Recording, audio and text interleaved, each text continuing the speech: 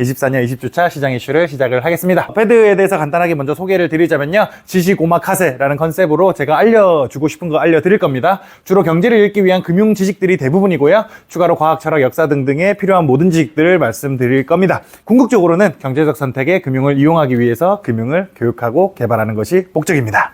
제가 누누이 말씀드리지만 언제나 지표 해석에 있어서 가장 중요하게 보셔야 될 거는 성장과 물가죠. 한 국가의 성장이 잘 되면 금리를 올리든가 낮추든가 상관이 없고, 근데 성장이 안 되면 금리를 올리는 게 되게 부담스러워집니다. 그리고 물가 같은 경우는 물가가 높으면 당연히 금리를 올려가지고 사람들이 돈을 덜 쓰게 만들고 물가를 좀 낮추는 일들을 해야 되고, 반대로 물가가 너무 낮으면 금리를 낮춰가지고 다시 물가를 올릴 수 있는 방향으로 가야 되는 거죠. 차라리 물가가 높은 거는 금리 올린 상태로 시간이 지나면 잡힙니다. 근데 문제는 물가가 안 오르는 디플레이션, 물가가 오히려 떨어지거나 하는 이런 이슈가 생기게 되면 무슨 짓을 해도 안 잡히는 게 물가라는 거예요. 오늘보다 내일이 더 싸고 내일보다 내일 모레가 더 싸면 사람들은 아무것도 안 삽니다. 아무것도 안 사게 되면 성장도 없는 거예요. 그거를 못 잡은 게 일본이고, 일본은 30년 동안 디플레이션을 겪으면서 아버지 세대와 자식 세대가 똑같은 월급을 받고 있는 사회가 되어버린 게 일본의 모습이다. 그래서 정책 담당자들의 입장은 성장은 적당히 잘 되는 게 좋은데 물가도 너무 낮으면 또 안 됩니다. 그래서 대략 2% 정도의 물가 상승률을 가장 지향한다라고 말씀을 드릴 수가 있겠고요.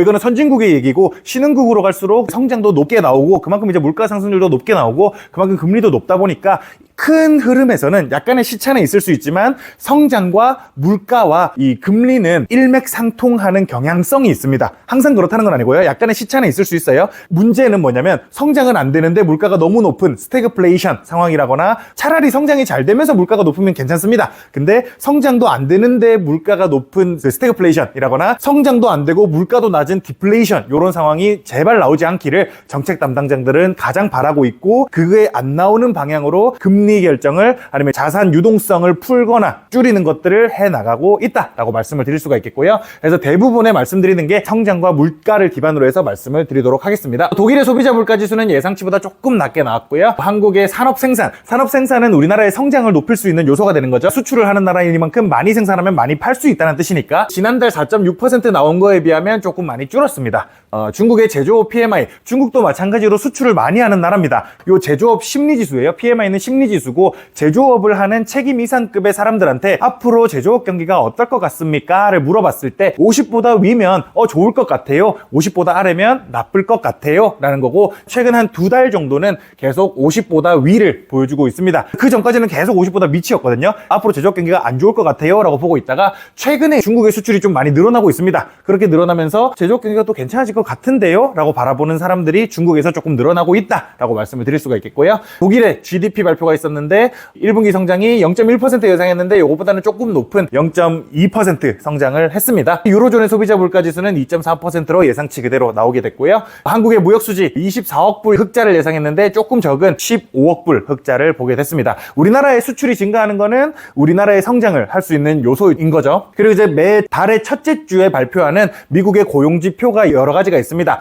특히나 중요하게 볼 세 개가 요 ADP라는 민간기업에서 발표하는 비농업 고용인구 변화, 그리고 Short Job Opening이라고 해서 기업들이 구인을 얼마나 많이 하고 있느냐를 발표를 하고 있고요. 그 주 금요일에 미국의 행정부가 발표하는 고용 보고서가 또 있습니다. 그래서 요거 세 개를 매달 첫째 주에 유심히 보면 되는데, ADP라는 민간기업에서 발표하는 비농업 고용인구 변화는 예상치보다는 증가했습니다. 원래 같으면 성장은 좋은 거예요. 근데 지금 미국의 금리가 너무 높다 보니까 성장이 좀 안 돼야지 금리를 낮추지 않을까? 시장이 바라는 거는 미국이 금리를 낮춰주기를 바라고 있다 보니까 성장이 안 돼야지 금리가 낮아질 수가 있다 보니까, 요거는 성장이 좋게 나오는 거는 금리를 낮춰야 되는 입장에서는 안 좋은 겁니다. 일반적인 상황이라면 성장이 잘 되면 좋은 거예요. 아이러니하게도 지금 미국 금융시장은 성장이 잘 되고 있으면 안 좋은 거다라고 지금 받아들이고 있습니다. 그래서 요 ADP가 발표됐을 때는 안 좋은 거네 라고 금융시장에서는 반응을 했었고요.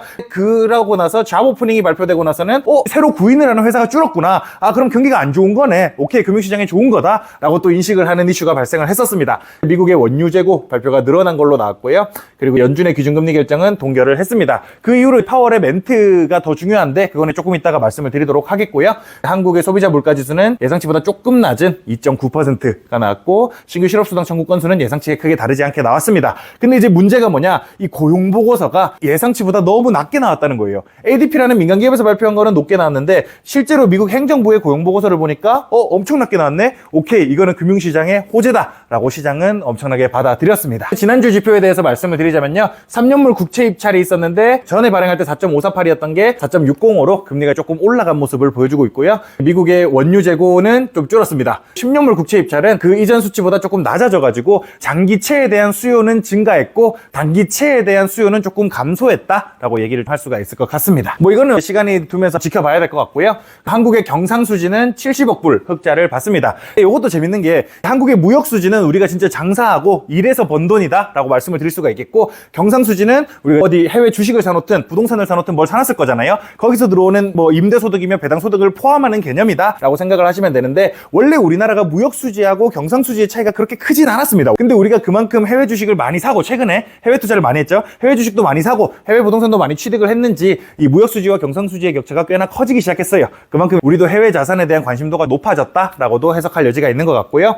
그리고 중국의 무역수지 발표가 있었는데 예상치보다는 조금 적었습니다. 영란은행에서 기준금리 결정이 있었는데 예상치에 부합하게 나왔고요. 영란은행은 위원들이 얘기하기를 우리 앞으로 금리를 좀 낮춰야 될 것 같다, 6월쯤에는 낮추지 않을까라는 방향성으로 진행을 하고 있습니다. 미국의 금리는 계속 유지될 가능성이 높아지는 데 반해서 다른 나라들의 금리는 내려갈 가능성이 점점 높아지고 있다라고 말씀드릴 수가 있겠고요. 신규 실업수당 청구 건수 발표는 예상치보다 조금 높게 나왔습니다. 30년물 국채 입찰에서는 그 이전 발행보다 조금 낮게 발행이 됐고요. 영국의 GDP는 예상치보다 조금 높은 0.6% 성장을 했습니다. 중국의 물가인데 계속해서 물가가 엄청나게 낮게 나오고 있었어요. 그래서 중국이 일본처럼 잃어버린 30년을 맞는 거 아니냐, 잃어버린 수십 년을 맞는 거 아니냐라는 우려가 계속해서 나오는 와중에 그래도 소비자 물가지수가 예상치보다 조금 높게 나오기는 했습니다. 근데 이게 한두 번이어서는 안 되고 계속 물가가 조금 더 높게 나와야지 좋은 거긴 한데, 일단은 그래도 기분이 좋을 만한 소식으로 나오게 됐다라고 말씀드릴 수가 있겠고요. 근데 생산자 물가지수는 떨어지는 거를 생각해보면